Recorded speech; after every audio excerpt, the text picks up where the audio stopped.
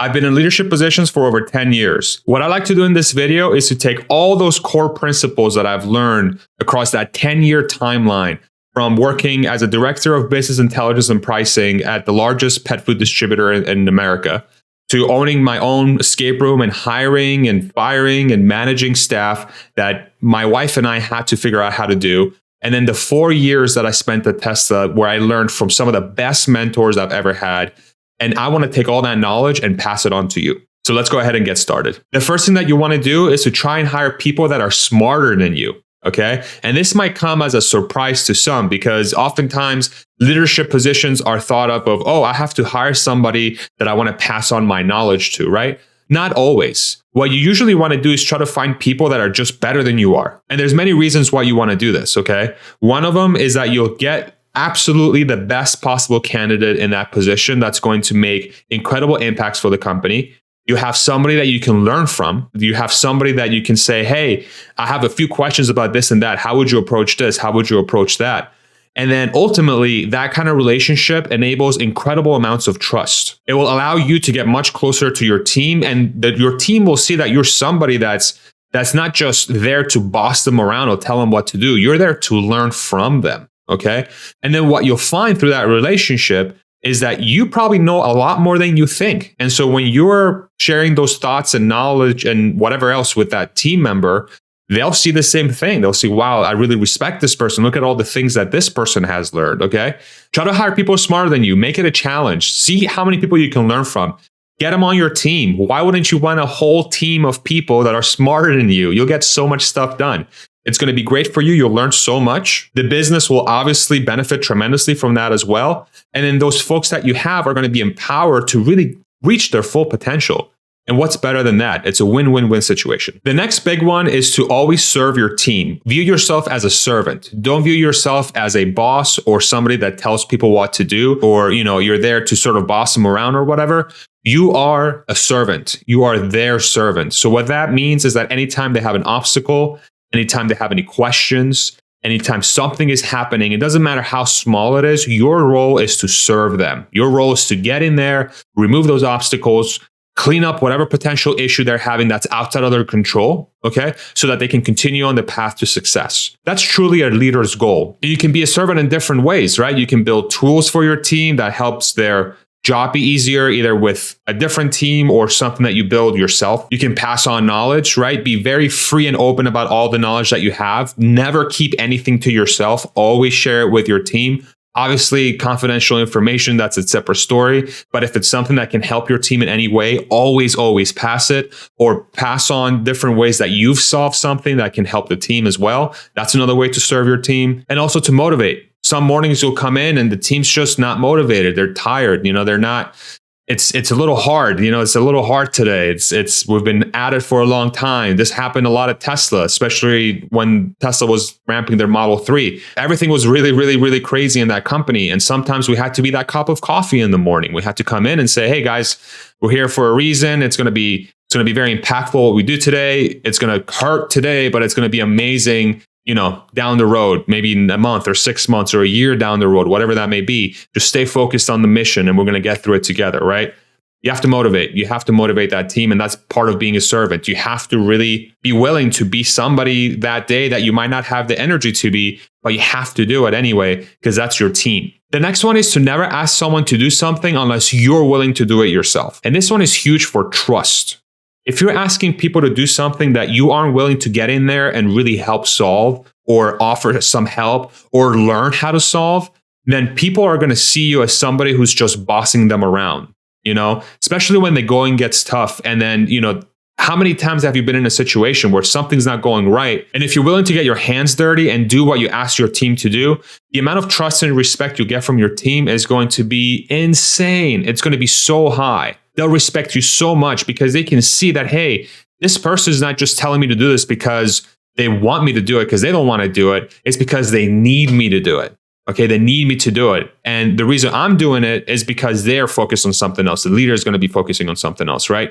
It sets a great baseline of trust. So you have to walk that talk. You have to walk the talk, especially when the going gets tough. And you should be looking for those moments where the going gets tough and you have to get in there and do the thing you asked them to do, because they'll see that hey, he's right in there with us. He's taking care of this thing that's very hard and he asked us to do. And now we don't know how to do it, or we have all these obstacles that we're facing. But now that person, the leader, is here helping us through it. Respect and trust will be through the roof. And the next time you're in a challenge, you have a much more cohesive team that wants to come together to solve that problem, which will make it so much easier on yourself and especially your team. The next one is make sure you invest time connecting with your team as people. The one thing we always have to remember, in my opinion, is that we're all human beings. We're all people. We all have dreams. We all have feelings. We all have hardships. And connecting with people is very, very important. I'm not saying sit down and learn everything about your team or expose things that you're not comfortable exposing to your team. That's not what I'm saying. What I'm saying is sit down and really ask, how are you doing today?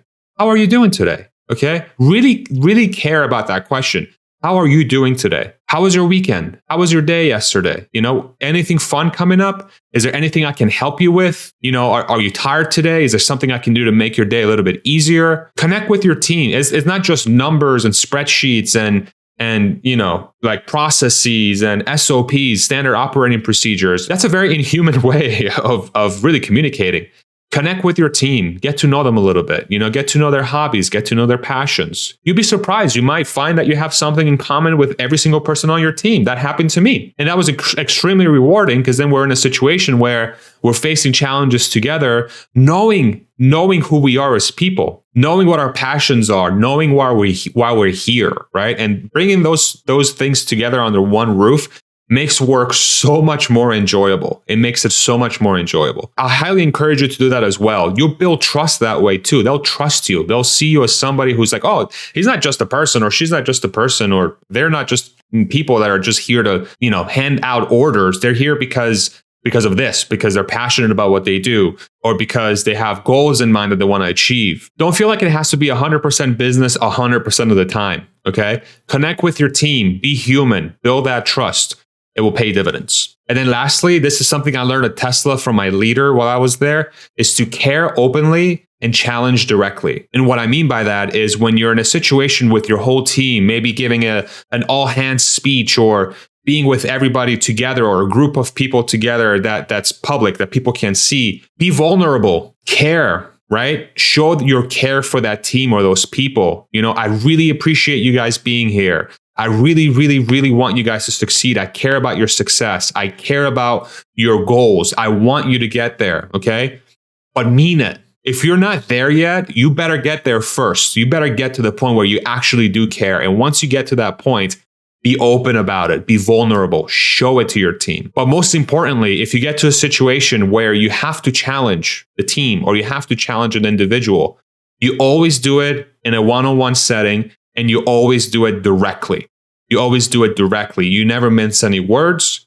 You never waste any time. There's no fluff. You say, hey, this is what's going on. I need you to do this and this. And it's very important that we get there. How can I help you get there? We need to do it yesterday. How can I help you get there? And then if you're in a situation where you have everything else that I've outlined in this video implemented, and you are really vulnerable and show how much you care about that team, those challenges, those direct challenges to those individuals are going to be taken to heart. And you're going to be very surprised by how many times those challenges become immense learning lessons for those individuals that are going to help them in their career, and they're going to help them potentially in their personal life. There'll be lessons that they learned from that experience that they'll be able to take for the next stage of their career or their life or their passions or whatever. Those situations where you challenge people directly under those circumstances are so incredibly important, and they're so rare, and they should be happening all the time, but they cannot happen unless that trust is there between the two people. And so what I really, really want you to focus on, if there's one thing you take away from this video, is that trust is by far the biggest variable. You have to build trust. The variables I outline in this video will help you build that trust, but you cannot challenge directly unless you build that trust. Challenging your team, that individual, is not going to be nearly as effective if the team or the individual doesn't see you as somebody that they can trust, as somebody that they know cares about them. It will mean nothing. It will mean nothing. It will be just, if anything, it will make it worse, because the team members are going to be like, okay, now I got to listen to this person again. And, they're just saying something and they don't have the best interests in mind for me. They're just, they just want me out of here. They don't like me, right? That happens so much, but that's because there's no trust. Build that trust. Show them that you care.